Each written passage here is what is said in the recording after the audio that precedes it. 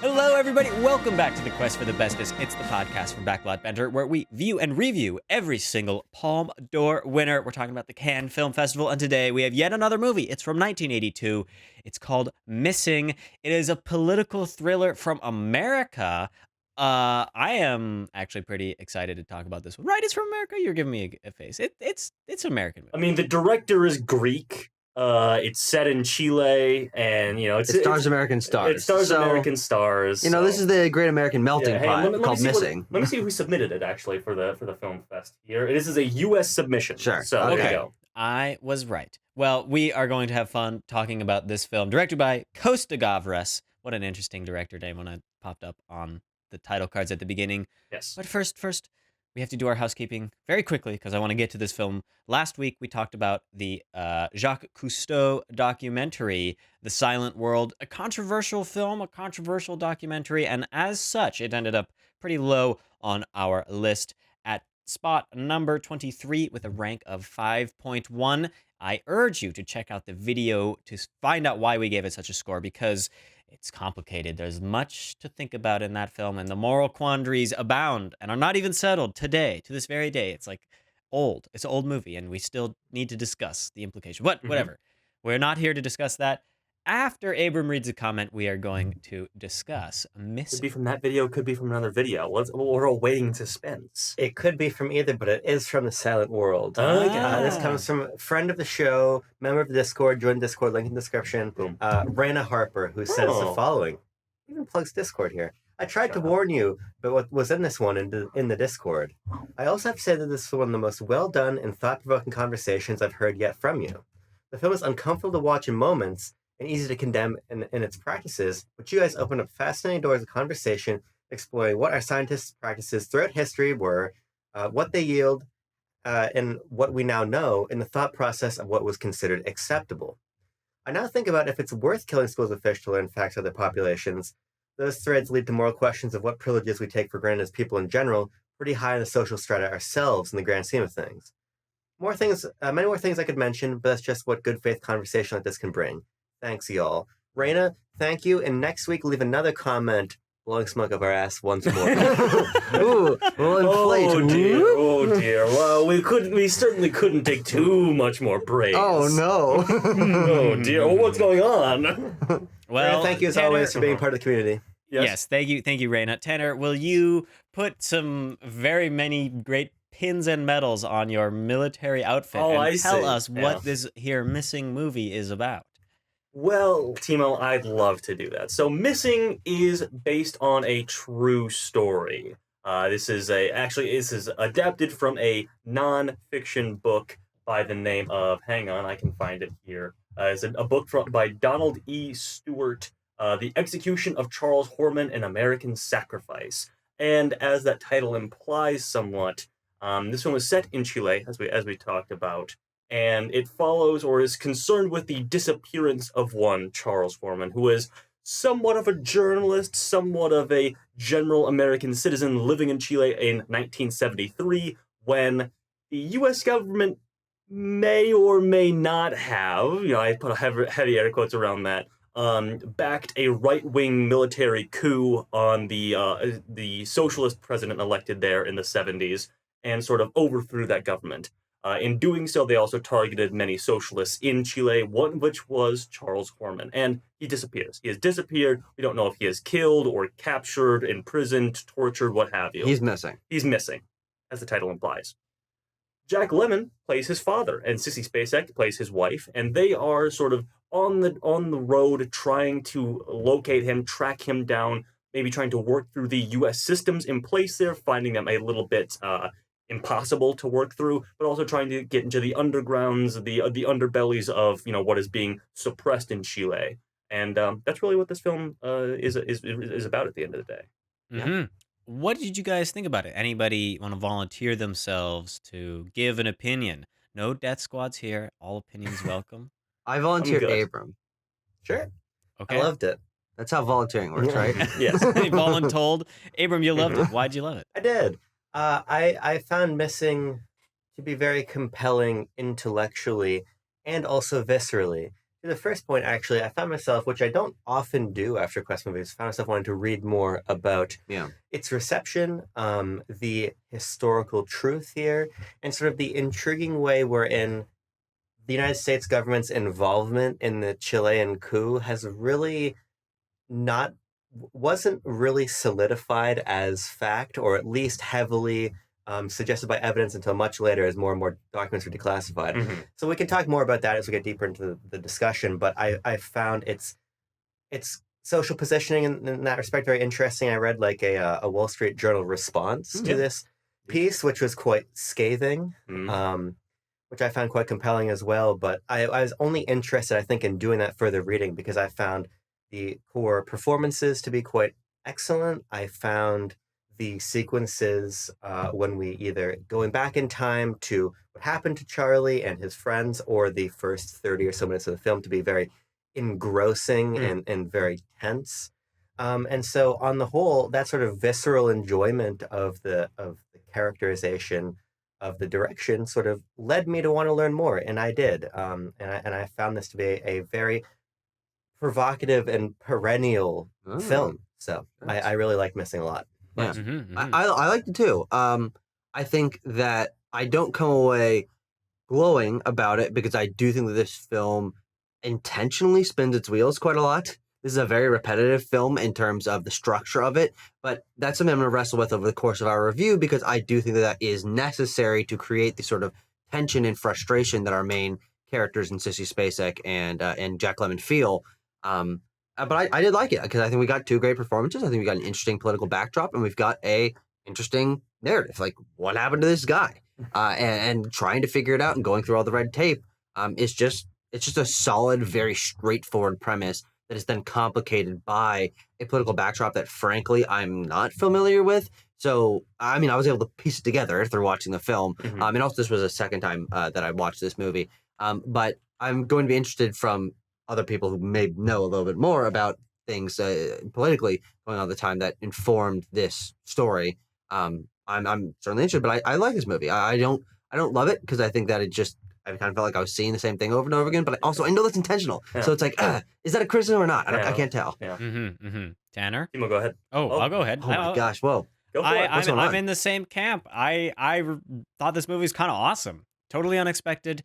For me, it really feels like it's in this 70s paranoia canon. Definitely, yeah. All the President's Men is the one that like screams similarity the to me. parallax thing. The parallax view. The parallax view. That's Manchurian Candidate. Yep, Yeah. yep. Yeah, these are all kind of similar-ish films. Even I would throw like The Conversation in there too. Sure. We're But talking about it. this film was so engaging because of its political situation, but I do think that its storytelling was actually pretty well done. The way that we jump right into the middle of the story and we work both forwards and backwards in our learning about like what happened and how did we get to what happened.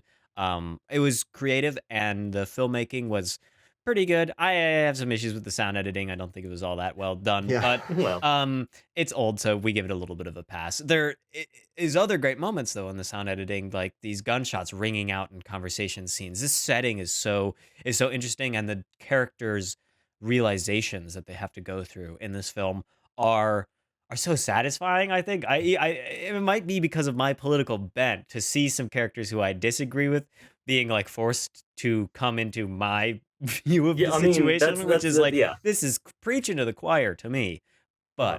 that makes it fun and satisfying to watch nonetheless. So yeah, I thought this was an unexpected, lovely film. Yeah.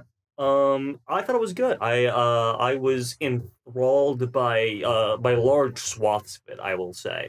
I too have some structuring notes that I'll throw out throughout the film, but Excuse me, Oscar-nominated director. Well, I have a few notes I have for a you. few notes if you may. I don't think he's still alive, but whatever.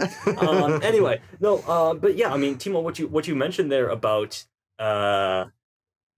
the main character of this film, you know, Jack Lemmon as, I'm sorry, I gotta remember his name here a second. Edmund. Ed, Oh, yeah. Ed Horman. Yeah, Ed Jack Horman, Lemmon as Ed. Yes, he is like a tried and true American red blood. He's a Christian Scientist. He's well connected in Washington D.C. New York businessman. He's a New York businessman, and he's sort of thrown into this very fraught political situation in Chile and has his preconceived notions about the area and the American influence there, and his son challenged in a number of ways. And I actually find that that arc of his is very well done and Yeah. like really well spaced out over the course of the film. It is the political side of things, which I actually felt more, I gravitated towards more. The intrigue of it that I felt like could have been displayed in some ways that maybe it's just like modern context talking of how modern thrillers are paced, but like I felt like we were given some information a little bit too early and returned to scenes maybe a couple too many times. It felt like maybe the mounting pressure of the film was being let out a little bit in those moments. But I digress. I thought it was good, and I think there's a lot of good conversation topics in this film. Yeah. Something that I was thinking about while watching it was how this squares itself as like a Palme d'Or winner because of its radicalness, because of how really, I would say, beyond liberal this film is. The film poses a question like, oh, is the character, are they a conservative, are they a liberal, or they're like, oh, or are they a radical? And I think that's what this film is, and why it was picked up by the Palme d'Or is because it is anti-establishment, it's anti-American. It is the whole fault of the film lays bare like an international conspiracy of which the U.S. is at the forefront of. And the exciting thing about this film, and I think this film more so than many of the other ones we've watched for the Palme d'Or edition of Quest, is that we've watched a lot of films that would not have won Best Picture. But we've not watched a lot of American films for this show period. We also haven't watched a lot of films and given them a chance to have this sort of in-depth conversation in either of our Quest shows that have an anti-American bent like this, where it's like, oh no, like this was nominated for Best Picture, but it would not have won because what it represents at the time. But I think it's very interesting to be able to think back to some of the Best Picture winners that we were watching. Things like Mrs. Miniver and The Best Years of Our Lives, and these movies that are very patriotic and very much about the how cool America is and what what the culture is in that time. But this is a sort of from a different angle, and I think that to your point, Timo, representing sort of the 70s paranoia, I think is, or I guess 80s. Yeah. It's happened in the 70s. Yeah, it was. The book was written in 1978 about an event in 1973. Yeah, but I think that makes this film feel very different from the other ones we've been given a chance to analyze, because now we're taking a look at the Palme d'Or winners. So, good point, Timo. That's a long way to say, good boy, good job. I just looked it up to stay on the political real world bent for a moment. Reagan in office when this movie came out, and so this just makes me very curious about what did the audiences think about this movie when it was released? Because I can't imagine your Reaganite voters are gonna love it. Like it's there is not a very very interesting friendly towards Americans. There's a very interesting anecdote about this film, and Abram probably discovered this as well in his research, is that this film was taken out of circulation for the better part of 2 decades. Yeah. Because of a lawsuit. And the book was as well. And the book was taken off shelves, and at the time that the lawsuit actually went through, or it was dropped at the end of the day. But while it was in progress, VHS tapes of the film were also unavailable. Which is partly, why you don't hear as much about this film as you do things like All the President's Men, or or The Parallax View or whatever. It was inaccessible to the general viewer for 20 years, up until like 2006, I want to say. And so basically the former U.S. ambassador in Chile filed a lawsuit against the creators of this film. I think it was TriStar at the time. He filed a lawsuit. Should be by Universal. There you go, Universal. But yeah, he filed a lawsuit for libel because that's effectively what this film is about, is the implication of the U.S. ambassadors, U.S. military officials in Chile covering up the disappearance and ultimately the murder of Charles Horman. Well, should we talk about U.S. ambassador unnamed in the film? I should know that he's credited as U.S. ambassador, not given a name. Oh yeah, that was not enough to cover their behinds. No. What do you think? Or Abram, go ahead. Well, I forget, we'll link in the description. One of the pieces I read was talking about the sort of lack of specificity about various dimensions of this film, about exactly what Finn, the newspaper, that Charlie and his friends wrote for exactly what it did.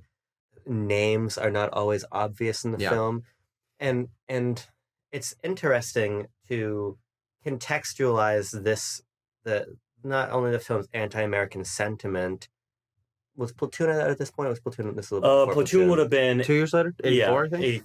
No, I think that was early 80s. Let me look. Okay. I just bring it up because thinking about anti-American 86. films, 86. Yeah. so it's quite a number of years later. Mhm. But it's interesting to be at the forefront of this anti-American sentiment in widely lauded cinema at a time when the U.S.'s involvement in the Chilean coup was not as sort of widely agreed upon Right. as it is now, especially as more things that Henry Kissinger said during the time have been declassified. On the 40th anniversary, there's a lot of talk about recently declassified telegrams Mhm. and briefings about how, yeah, Oh yeah, we did. Oh yeah. there's no real doubt about whether the U.S. had vested interest and sort of pieces on the proverbial chessboard in the Chilean coup, Yeah. which did result in over 40,000 people being killed or disappeared. Mhm. So I mean, I think this film does a lot. Maybe Of, they're just hiding.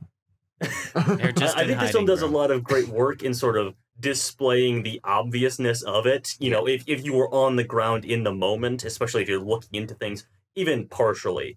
I think the character of Babcock, this like Texan Navy guy that Charlie runs into a number of times, where he's like, "Hey, you had a job to do down here, and now it's done, and I'm getting the hell out of Dodge." You know, like he pops up a number of times. He's got this thick Southern accent that's like meant to be very American. I think he was sort of supposed to be a symbol of like the American involvement there. Yeah. Or like the bellhop or whatever that's tapping their phone, and just like he's tapping their phone, he's like, "Oh, they're back. Oh, I'm done anyway. Okay." And Jack Lemmon's like, he was tapping their phone. How could he just like brazenly do that while we walk into the room? He's like, that's just how shit is here now. Yeah. I think what is so unique about this film is that even though it is set in a foreign country, and they do speak Spanish quite often, and there are a few characters that are Chilean or speak Spanish primarily, the tension of this film comes from our American characters in a foreign land interacting with other Americans, ambassadors, politicians, army generals, or whatever, that they don't know if they can trust, and the wavering amount of trust that they have for their own countrymen, and especially for Jack Lemmon's character, Ed, his faith in the American ideal being tested, it makes this film very, very unique, because I can't think of very many American films that are set in another country where I say the villains of this film are also Americans, and they're not particularly fleshed out. We only run into them a couple of times across the film, but they're always running into all sorts of different people up and down the chain, trying to get information, trying to get, okay, can we go to the stadium? Can we go look at the bodies at the morgue or whatever? It's almost always Americans that they're interacting with, and I think that creates a very unique tension watching, especially Jack Lemmon across the course of the film. And actually, the balance between Jack Lemmon and Sissy Spacek and their reactions to what information they're given, I think that's the dynamic that makes this film work. Is putting them in many, many, I think, largely similar situations. I don't want to get to my major criticism of the film, but many situations where they're given information and Sissy Spacek's like, I tried this already. I've already heard this. We're not getting anything out of them. Let's get out of here. And Jack Lemmon, across the course of the film, really, he's the one that has the arc, as you mentioned earlier.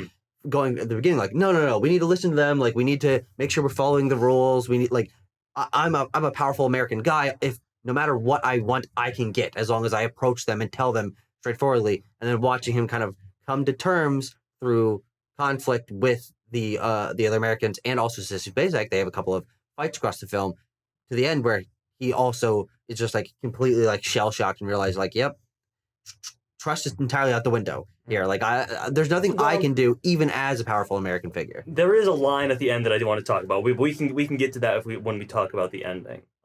Something that Tucker, you mentioned about like the Americans being a villain of this film, and I think that there is another villain in just the wanton violence of the movie and of the setting that they're in. That the characters are under threat of being shot at a lot of this film, and it plays, especially in the first half, that tension, it really uses that to its advantage with gunshots ringing out as characters are talking to each other, Yeah. or even times of them having to like move through the city is just heightened because of the soldiers being around, and like you never know if they're gonna just like Checkpoints, roundups, yeah, things like that. and you see them. The film does a good job, like implicating what this coup really means for the people of Chile. And there's the scene where the soldiers harass the women and tell them about, in this country now, women Yeah, wear that's one of skirts. the Like, very first scenes. Yeah. yeah, it's very striking. It's very like tells you quickly and evocatively what's going on and how it impacts like the day-to-day lives of these people. And at that point, we don't even know how the main characters, like Charlie and his friends, how they're involved in all this and how Yeah. they actually fit into this coup. We just know that this is a bad situation, and things are going down. And so Yeah. I find that to be a really entertaining dynamic to play out on screen.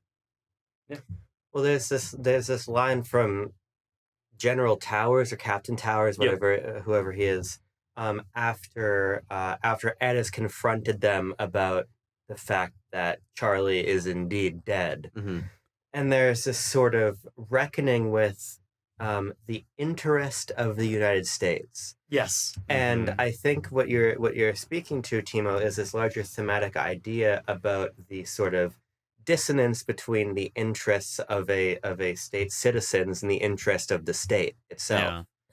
Yeah. And I think we see that in a number of ways. We see that in the ways in which average people are subjugated to terror and violence, in the changing hands of power in this coup. Mhm. I think we most clearly, as you're saying, in Ed, we have him early in the film talking to Beth about the idea that life in America is just a whole hell of a lot better, in his opinion, than life anywhere else, and sort of the strengths on an ideological level of the American way of life. And then at the end of the film, we have this character Towers Yeah. explaining how American life and the American way is not necessarily indicative, and what's good for that's not indicative of what's good for the individual American.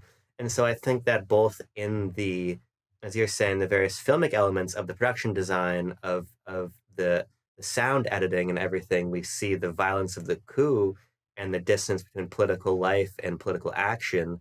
But then we also learn sort of ideologically that Ed, he has to reckon with the fact that there is that dissonance there. So I think at every level of the film, it is working to be, as you said earlier, anti-establishment. And so that's why I think my interest in the film goes beyond an intellectual one, because I just think it's viscerally effective in communicating this Yeah. message too. I think the film it often employs sort of that shifting 1970s mindset in an interesting way. I think the casting of Jack Lemmon is a great great signifier of this. I mean, Jack Lemmon, he's part of this.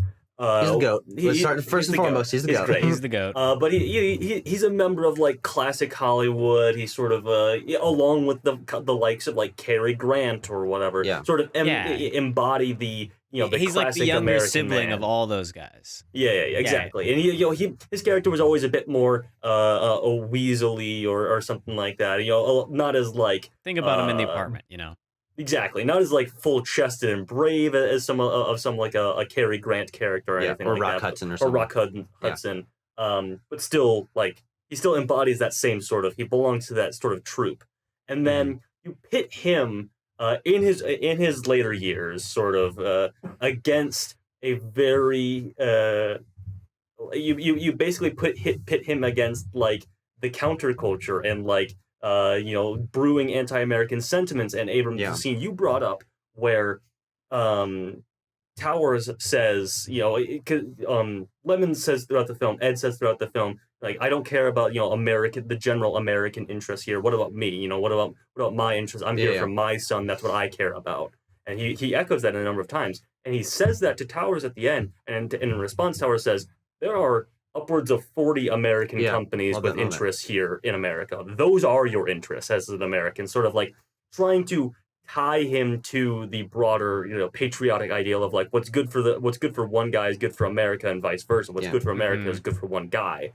And the 1970s, when this event happened and when this book was written, was really the breaking point of that idea. I find it very interesting how, in a film made in 1982, we very prominently see, not just as a bit of set dressing, but I think as a bit of visual reminder, in every American government office, there is a portrait of Richard Nixon hanging up. And if you're in 1982, there is not a single person on the planet who more embodies like disenfranchisement and patriotism and American idealism than Richard Nixon. Well, at that point, in what he stood for.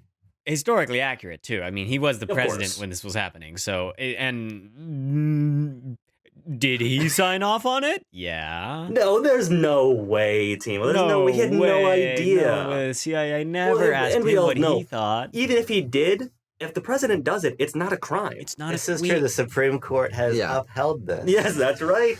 Yeah. I think it's interesting when you talk about Jack Lemmon as a classic Hollywood performer who actually traditionally was known more for comedies. Yes.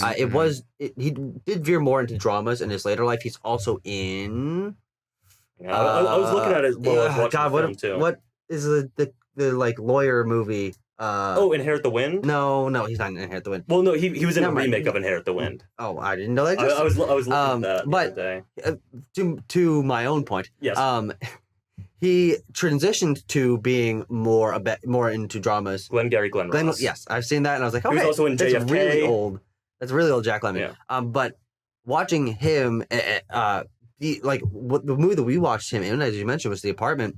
This is a very different turn for him, and he still is able to get out some of those Jack Lemmonisms where he is nervous and he's stumbling over his words and things. But watching him as sort of like this patriotic guy whose ideals are sort of tested, I think is really interesting. And then also pitting him against Sissy Spacek as the sort of counterculture young person, not traditionally attractive, like much more meek in the way that she was presented. Like she sort of accidentally became a star through carrying these things. Like there's this Hollywood narrative that I think you can tie all these things together and be like, oh, that's why this film feels so distinct coming out of this time. Another element I wanted to mention about the tension is we're talking a little bit about the production design.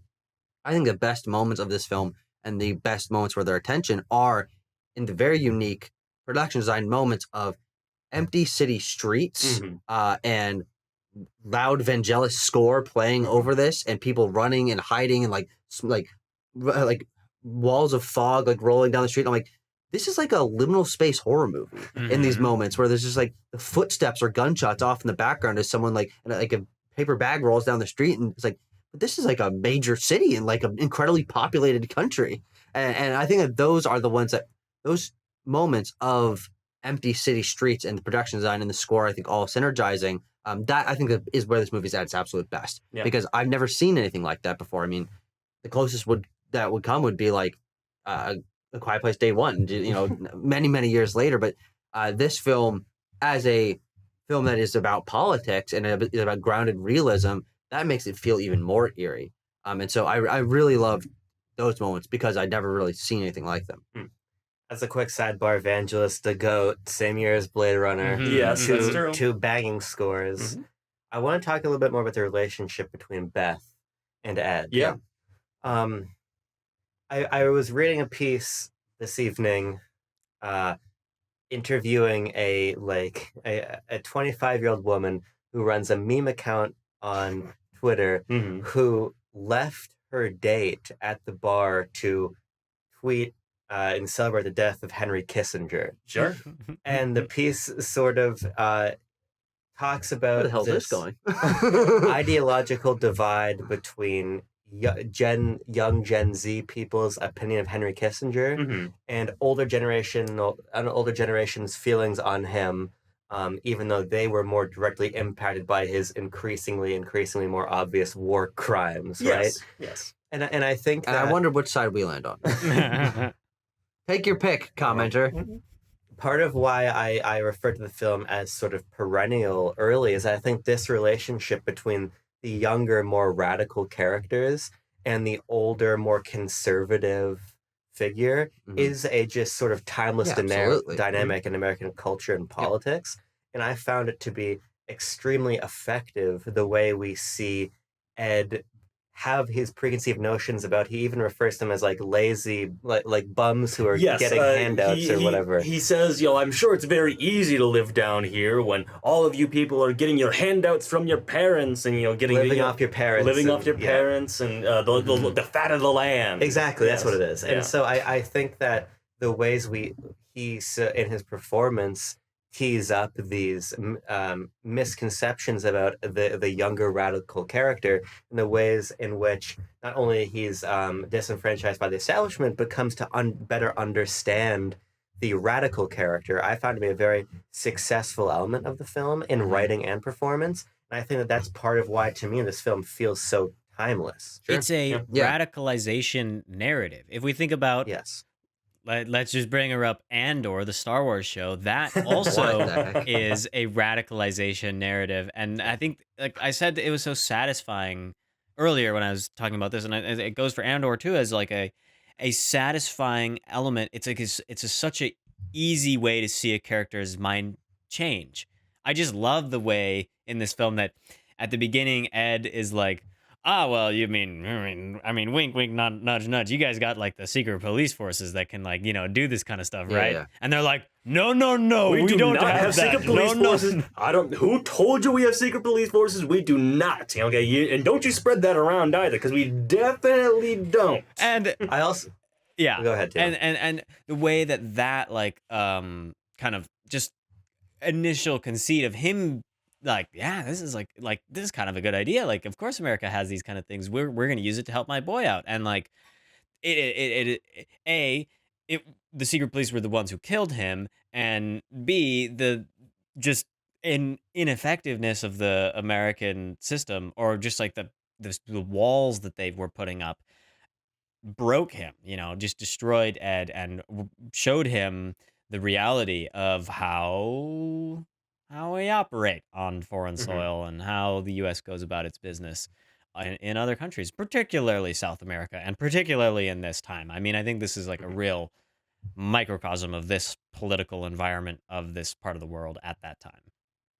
Since we're talking about the changing of Ed's mind, I do want to bring up this ending line that I sort of mentioned earlier. I want to get you guys' thoughts on it, because I kind of am of two minds about it. I don't know if it's sort of Costa Gavras sort of taking a jab at like how that American idealism can still kind of hang around, or if it's sort of in earnest trying to get you to like a win rah-rah moment. Because I think it is undercut. The line is, when they're at the airport, they're literally about to turn around and get on their plane. He says, we're gonna sue you for what you did to my boy down here, and how you covered it up. Because I'm glad that I live in a country where we can still put men like you in jail. Yeah.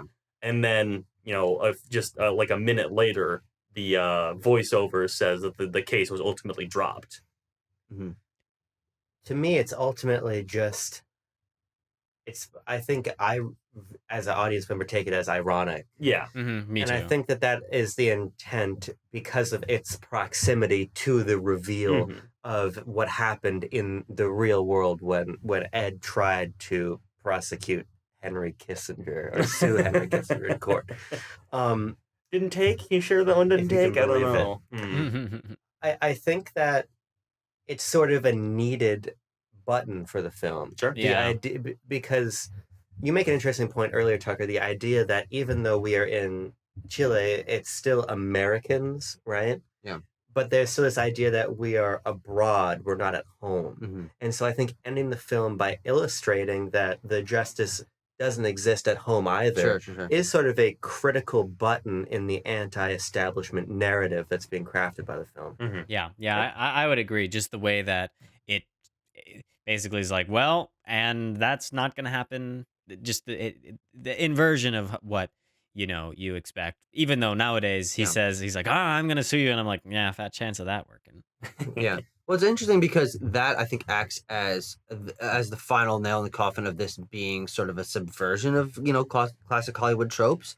In that it feels like the film, especially for the last 10 minutes or so, is leading towards, we're gonna find him. Things are lining up. Okay, our two characters are working together. We're finding out information.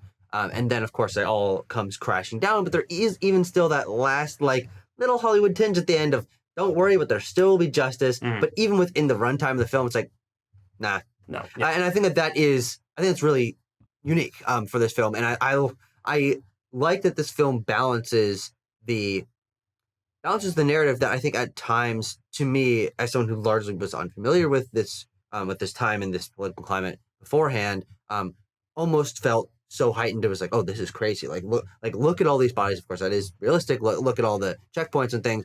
But I think tying it back in the end and be like, well, okay, reminding you, this is actually based on a true story. And even though we are very likable performers in Jack Lemmon and Sissy Spacek, and the way that their dynamic involves, of course, the film is narratively satisfying as a film, this is still based in reality that is more complicated and more dark than the average Hollywood film would like to portray. And so ending it on the note of, well, even the American justice system wasn't able to perform the justice that you as a viewer have now watched through this film feel like it's necessary. And even on a more meta level, the fact that this film was then taken out of circulation by Universal, one of the biggest American studios, starring big American actors and nominated for, and I think even winning big awards at the American Oscars. Yes, American Oscars.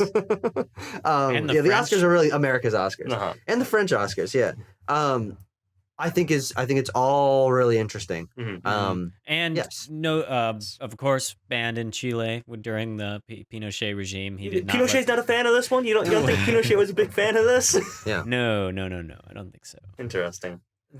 Another scene I really, really like is because you make the interesting point, Tucker, about as audience members, we expect him to be rescued. Yeah. And again, everything I learned after watching, right? So I went into the film anticipating that he is rescued. Yeah. But the idea that we let the audience sit in the frustration for so long, and then in a deliberately unsatisfying exchange, pull Ed into a boardroom to say, hey, I play golf with this guy. This guy knows another guy. He says your son's dead. Okay, goodbye. Yeah. That scene where he and then talks he's to like, the I shouldn't have Foundation even told you that. Yeah. Yeah. And I mean, Jack Lemmon is incredible in that scene and a number of others where like this veneer of like, I'm the American businessman coming down here to find my son. That veneer slips in certain moments throughout the film, like when the man from the Ford Foundation tells him like, yeah, I know a guy who said that your son is dead. Yeah. And like, that's the moment where he comes to terms with it.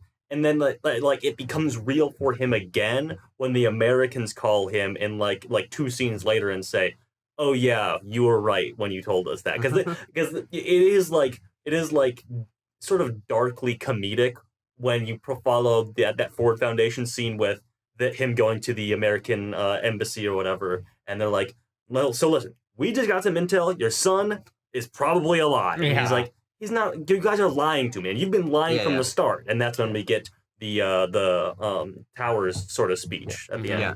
And then we also that quickly follows up by the scene where he's like, oh wait, you got a phone call, buddy, and he goes and just like stands in like a closet basically and like answers the phone. And it's interesting, like that's the climax of the film, is him getting that phone call and having that emotional realization that his son is confirmed to be dead through a phone call, not I know a guy that knows a guy, my uncle works at Nintendo kind of thing.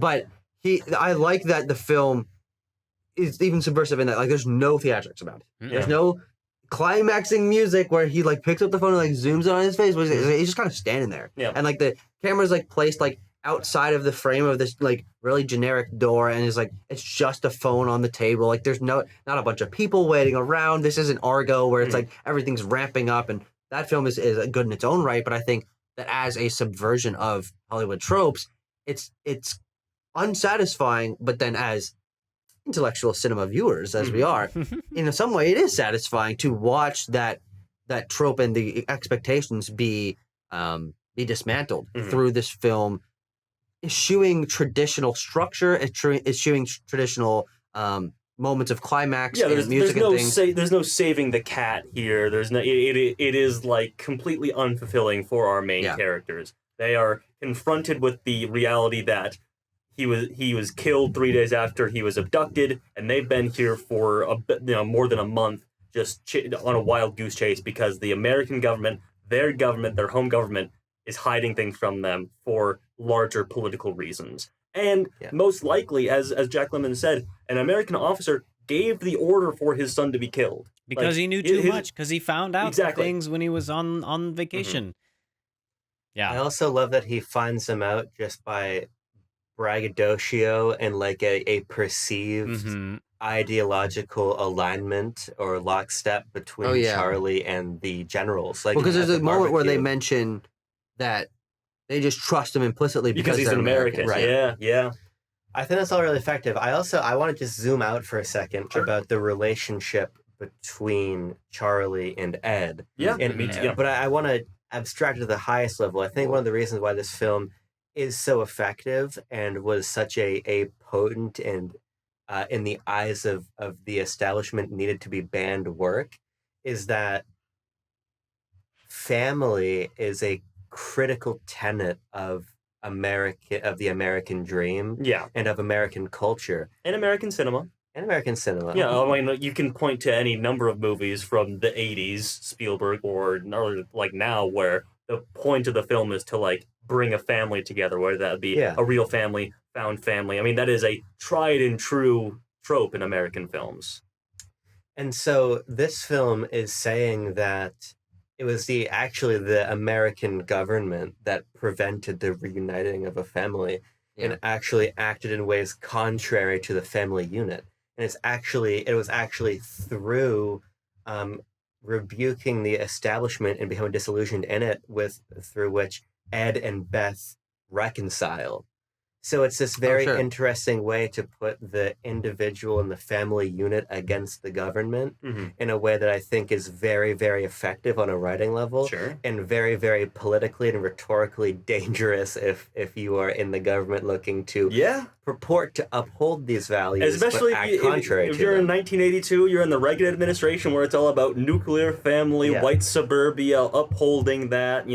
I mean, that is definitely like a really potent idea to present in this film. And they killed the son of a sort of idealized American. I mean, I like the construction of Ed as a character, and I mean, based on a real guy as well, who is like, he is a Christian Scientist, well-connected businessman in Washington, D.C. and America, and believes in Washington,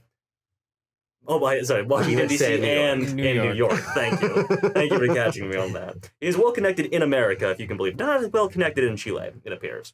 But yeah, he is like this picturesque American ideal of like a man of his generation. Yeah. And then he's being confronted with these very postmodern ideals of what the American government actually does.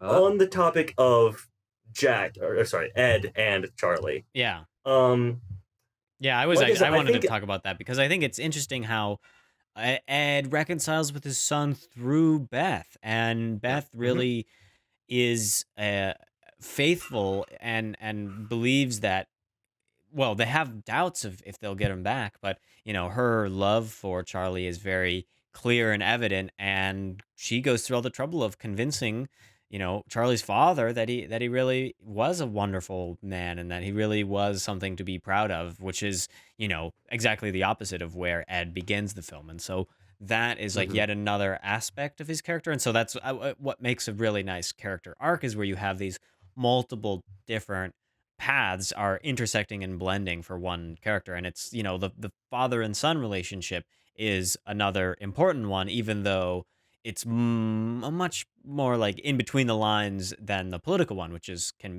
not most films, I would say, are the opposite. But what I do want to say about it, and like I said, I think that arc is very well done. I think the execution in some of the scenes can be a little like trite, or like what's what I'm looking for here? A little not cheesy, but like just. There's moments where Jack Lemmon is like Charlie worked 18-hour days. I thought Yeah. my son was some sort of lazy liberal bum or whatever. Like, and again, it gets to a moment. It gets to Tucker's point that he brought at the beginning of like repetition. Like that sort of revelation is had like 3 or 4 times throughout the film, and you're like, okay, I get like Jack Levin's sort of ideal of what his son was, and like we have to undercut that, but we do it a number of times. Yeah. It's a matter of like making it stick with the character. It would maybe feel a little rushed if it was one and done, but like I think yeah, like I said, I think trite is probably the word there. It was like, okay, Ed thought that his son was like a slacker and just hanging out on vacation in Chile. Then he discovers that he was like very involved with this newspaper and everything like that. Even if he like doesn't agree with the ideals that his son possibly had, like he can respect the work. And then as he comes to learn more about actual American involvement, he sees that the work was actually very important and truthful. Yeah. And so to the point of the sort of repetition of this film, that I think is on an experience level what I find hardest to enjoy about this film is in that structurally this film jumps back and forth in time, which is not necessarily the biggest issue, but I think that it can leave the film feeling pretty muddled in some moments when a scene will end and we start in a totally different place with a new set of officials or officers of some kind, and we're just talking to them about something. I'm like, I don't know how you decided you were supposed to go here. I don't know who told you this was the right moment to contact these people. There's just a lot of jumping around in this movie, and because there are so many different kinds of American officials that ultimately end up filling similar roles of lying to him and obfuscating the truth and making it difficult for him to find his son. I think the film can feel pretty repetitious. And there were just moments where I'm like, I feel like I've seen this scene already. Like we start a scene, I'm like, all right, we're in a boardroom, we're in an office, and they're telling him, we don't really know how to find your son. Mm-hmm. And I'm like, boy, howdy, I know. And I think you don't got to tell me twice. I think it's also because the only really well-defined characters in this film are our core trio of Ed, Charlie, and Beth. Mm-hmm. And I think they're all very good, and especially the dynamic between Ed and Beth, I think, is the core of this film. Yep.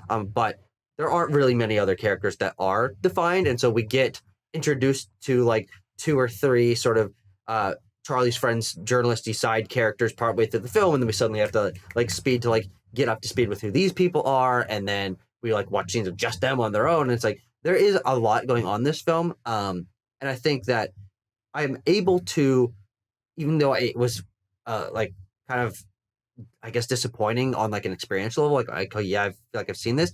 I don't levy it as a major criticism against this film artistically, because I do think that is obviously very intentional in creating the obfuscation, confusion, sort of maze-like red tape thing of this film of they don't really know what direction they're going, and they're being pushed from place to place, and they're just talking to all sort of these faceless, no personality American corporate people. And so from a structural level, I understand why they went with that. And I do think it ends up ultimately being effective. But I do think that within those, if they had been differentiated a little bit more, if there had been slightly more context given to each of these scenes, especially leading up to them, I think mentally I would have been able to pick up on a lot more of the subtleties of why each of these sequences is different, rather than sort of feeling like I had to like hack through the brush and be like, okay, why is this scene included in the film? I know it's because they're trying to find the guy, but I knew that from the beginning. And so there's an interplay in my mind that I think is complex, but I think it was the right decision. I think this is just a film that rejecting traditional structure, as we've said, is kind of its bag, maybe. And so that makes sense that they're like, we're just jumping around. We're like, this is a red tape, confusing mess movie, and it's just I don't know. Like the flashbacks I found to be pretty jarring. We would cut into them, and it would take a good 5-10 seconds to like be like, oh, what oh crap, we're back in the past here, like, because there's not a lot of like visual language to tell us other than just the cut. The film is very simple in that way, but I think that some of the later ones, especially the one in the prison bowl, in the prison stadium, were particularly haunting, and some of the actual best sequences of the film, like that sequence there, in which these 2 guys that we kind of don't really know all that well, but we just pop right in and we see how they're interacting with each other in this like totally awful situation, and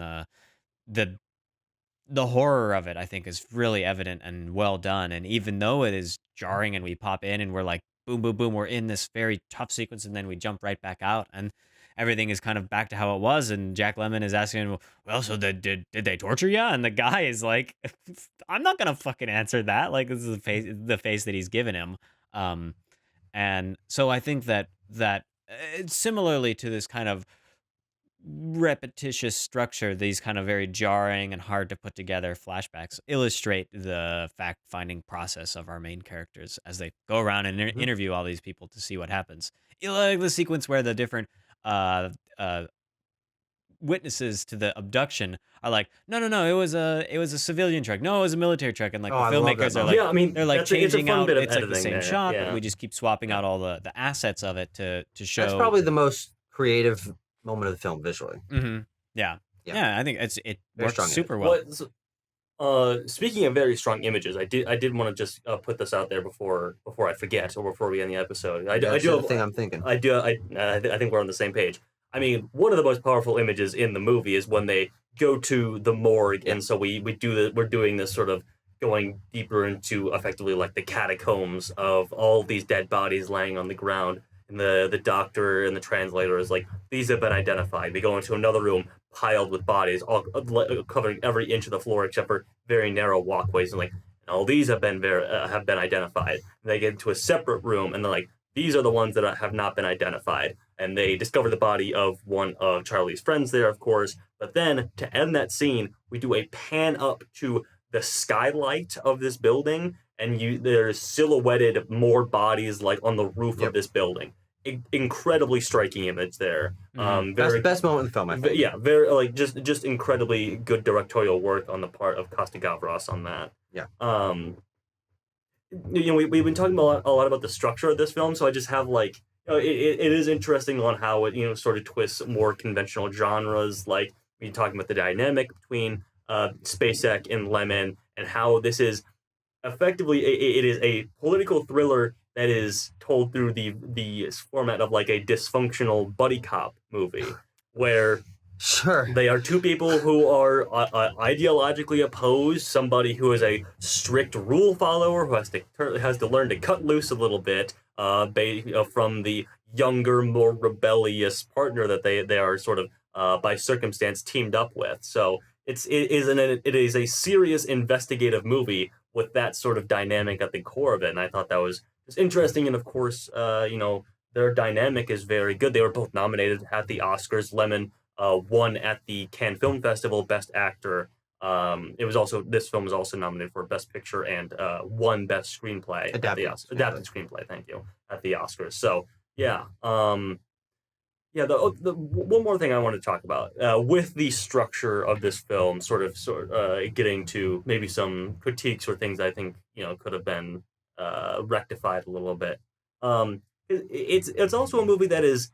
It's a 90-minute movie that has like a 30-minute prologue, if you really think about it. Mm-hmm. Like the thing where you see Charlie living out his day-to-day and sort of the final days before he is abducted and killed are, I don't do you of course, yeah, like, so there's some important information there, but is the film more effective if that's not in there? Like, I think the mystery becomes a bit more intriguing from that standpoint if we don't see that happening. I think you also then you miss, of course, John Shea's performance, which I think is also very good. Like, he has a lot of just gentleness and pluckiness, I think, in his performance. Yeah. I think Talks to a goose. Yeah, he does talk to a goose. Mm-hmm. So you're like enheartened to him, I guess, as a character. You're sort of on board with him, but also, like, I don't know, like, I would empathize with the guy who has been like disappeared by the American/Chilean government anyway. So I don't know. I wanted to get you guys' thoughts there about that opening 30 minutes before that like hard shift to, okay, now Jack Lemmon's here. Yeah. Now, like, the investigation, the missing part of the film starts. There's a couple of things about it that I really like. I Sure. mean, I really like it a lot on the whole, but a couple of things I point to in particular. I love the callback later in the film when we're being driven. I forget where we're being driven from, but we're in the car as a military truck is shooting yeah. at two people who Yep. are writing propaganda on the side of a building, and Jack Lemmon like tries to jump at the window. Yeah, well, he's like slamming his his Well, car that's in door a against slightly their different Jeep or moment. whatever. Or no, that isn't in a different moment. he's right. It's the same one, yeah. There's two moments. One where somebody cuts him off at an intersection and he goes to confront him and he stopped. But the one I'm talking about is when it's soldiers firing on these unarmed men, and the other reporter in the car, I forget her name, says, "I saw your son do something very similar." Yep. Mhm. And that comes from the prologue. I think that the behavior mirroring is Sure. very important for the relationship. I think seeing the way that Charlie and Beth dote on each other is important for the relationship. Okay. I think that while I would still care ideologically about the film quite strongly if that opening 30 minutes wasn't there, I think that where a lot of that visceral first level I was talking about before comes from that. And it comes from like Sissy Spacek's performance as she is unable to catch her bus. Yeah, and when is- she's wandering the streets as like the Yeah. coup is happening, or like what sort, it's after curfew or whatever. It's Mhm. I mean that's very it's super like I'm like, Tense. it's tense. It's like harrowing is the word I was looking Yeah, for. sure. Yeah, I think it's a very useful way to explain the human stakes of the coup without sort of an exposition belaboring what's going on. Because the Yeah. film is in some ways quite non-particular about the coup. It's non-particular about Yeah. the party that took over from the Marxist what's his name? Allende. Alondre? Allende. Allende. I think Tucker's Allende. right. That's how yeah. you say it? Okay. Salvador Allende. Salvador yes. Allende. Thank you. Yeah. So I think that those minutes serve as an emotional prologue to the more political unfolding afterwards. Mhm. So to me, I think they're pretty necessary. Sure. Yeah, for me, they have that visceralness to them of what is going on. This kind of like the coup has just happened. We are immediately dealing with the aftermath. And so I appreciate it for the political situating of the beginning of the 30 minutes. Puts Yeah. me in the spot where I'm like, okay, I got a picture for what's happening in this society, in this place. And then the plot begins to unfold. But I'm already, learning stuff. Well, what were they doing? Oh, they saw horrible things, or they saw crazy stuff out on their trip. And so, we're already getting the ball rolling, even though it is being kind of expositional. Yeah. Right. I think it's also important, that first bit is important to show how, frankly, comfortable in this unrestful society Charlie is. Sure. Yeah. Like, good he's point. just, like, going around. He's like, hey, no, like, I'm here. Like, I'm an American. Don't worry about it. No, it's okay, Sissy Spacek. Like, we'll be fine. Don't worry. Like, he is very lax about the entire thing. And that makes him a totally unique character in that we are then, once he goes missing, we get only Ed and Beth, who neither of them are particularly comfortable with the situation. And I think that seeing that spectrum between how used to the checkpoints and used to the complications and the phones being down. Yeah, and or what the moment when they're like in that like laundromat or whatever, and there's just a dead body with a sheet thrown over it, and he's just like, just don't look at it. Yeah. Just don't look. I think that he exists at one end of the spectrum, just being totally comfortable with it. And then Beth is used to it and knows knows kind of what the motions to go through to survive in the situation. She is that for Ed. Yeah. And then Ed is comfortable with, like, he doesn't understand how serious it is, but he's unfamiliar with it. And I sort of think getting those three perspectives on this situation is good as a viewer, especially because the movie does just kind of start in medias res, and you're like, who are you people? Like, what is going on here? Like, where then are you we? watch the movie to Yeah, find and then out. you learn. Yeah. Yeah. But I do think the film, it takes a while to really establish who each of the characters is. I think that does lead to, writing-wise, a couple of really interesting reveals about backstory, about relationships that come at pivotal, more quiet moments throughout the film. I particularly think back to the scene between Beth and Ed when they are cleaning out their house and like looking at the drawings, and he's like, "Oh, I didn't even know my son was like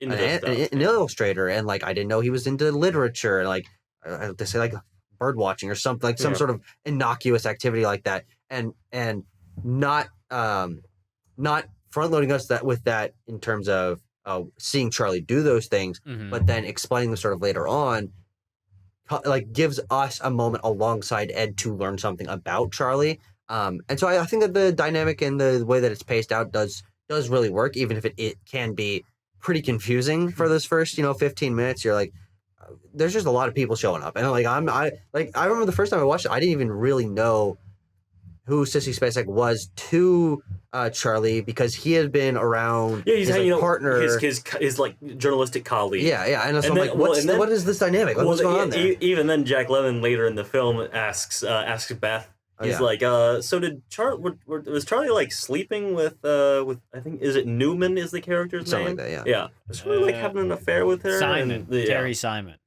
Yes, Simon. Terry Simon. That's right. Yeah, it's We're both Garfunkel. great point. Not for nothing, I do think that the animated film that Charlie was working on would have sucked. I mean, if you guys listening to like what was about, and like, first of all, that duck character that he was drawing, Not good. terrifying, No, not terrifying. good looking. I didn't like Not that. good. No, because she's like, because Sissy Spacek is like recognize the eyes. It's like, yeah, you don't give this cartoon duck realistic human eyes. Yeah. It's scary, and also it's named like the Sun Grabber or some shit. Yeah. Named like the Light Gatherer or Yeah. something. It was like, that is a horror creature that you're creating right now. Yeah. Belongs This to is like fucking the- Dark Souls. He's from the Concord School of Character Design. We laugh at a joke that we all get Yes. and understand. Thank you, audience, for understanding that joke. Yeah, And a joke with age as well. that's right. Ages very well. You can't even really see it. Don't worry about it. Don't worry about it, It's audience. there. It's there. It has not been erased from our home. No. No. Shall we give this a score? Tanner, you have No, the palm details. details. I got the First. Palme d'Or. So, Missing did split the Palme d'Or in the year 1982 with the film Yol from Turkey.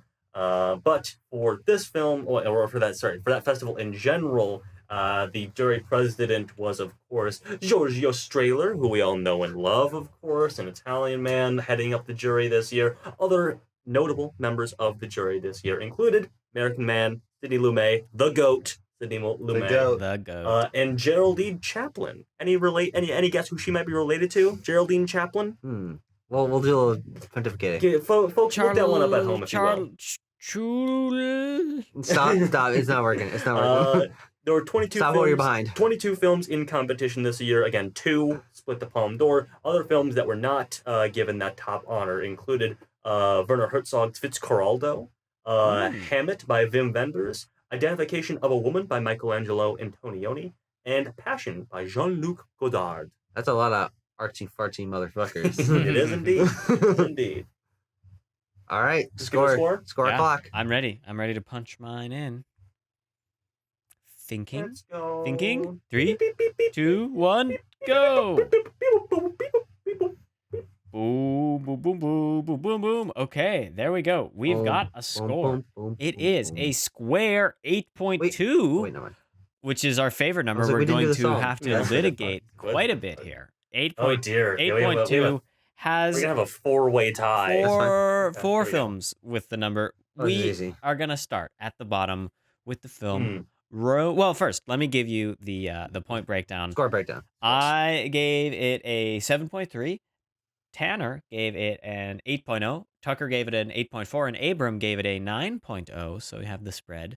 I did think it was a little rougher around the edges. The sound editing was really annoying me by the end of the film. Like it's kind A of lot of ADR in this movie. Now, Timo, it was the kind of- picture you sent us in our group chat was that from the film? Yes. Yeah, it was from the I just film. That wanted was to make in the stadium. scene. Oh, Yeah, okay, yeah. yeah. Yeah, there was like a moment where it's like a poorly hidden microphone that I obviously saw, and it's okay, whatever. We don't fault it too much for those things. And especially as the movie starts, there's some really bad ADR. Where it's like Yeah. I can hear like the wrong room tone. I'm like, Yeah. no, Again, I think you can chop that up to like there weren't restorations of this film sure. for 20 years after it came out. Yeah. Okay, Then, Little litigation. Criterion Collection. That's true. Litigation. Rubbing mitts on it. Litigation. What are we voting? This film versus Rome Open City. I go above Rome. I go below Below. Rome. And you, Timo. I put this one below Rome numerically. I'm gonna go below Rome. Okay. Yeah, Well, yeah. Simple litigation there. Simple as. No chance for it to Timo, go for the- against or, sorry, umbrellas Abram, or for the Uncle record. Boonmee. Okay. Would you have put it above Cherbourg and Uncle Boon Me? Yeah. You would have? Yeah, Okay. I would've. Wow. Interesting. Very Wow, interesting. Yeah. All right, we'll think about that later. Missing. We'll punish him for that later. That's okay. All right. Missing now goes at spot number 8, cracking the top 10 on our list. There you have it. Good job. Little golf clap. Good job. Good job. Okay. Shall we take a little trip to the most joyous part of our week and spin that Let's do wheel? Of course. Spin that wheel. Finally, a little emotion in my life. Oh, there it is. Hello, Wheelio. You ready, Tanner? I am ready. Leo. Wheel, what's your deal? Give us a movie that makes us squeal. Is it on digital or is it on real? Wheel, what's your deal? And the number is 43. Oh, what's a 3? 43 will give us the Yol. Oh, hey, look at we that. just talked about Yol, and now we're Hey. doing Yol. How about that? Oh, wow. The other film from 1982 Yeah. that won the Palme d'Or. Directed by Serif Gorin and Yilmaz Guni, Mhm. starring Tariqa Khan, Serif Cesar, Halil Ergun, and Meral Hanse. Orhanse. Orhanse? Yeah. This is a Turkish movie. I don't think I've ever seen a Turkish movie. I don't think I have. either. And so we're about to learn about The Road, which That's is a right. translation of Yol into English, or this is just the American title. I don't know if that translates, but Wow. Yol.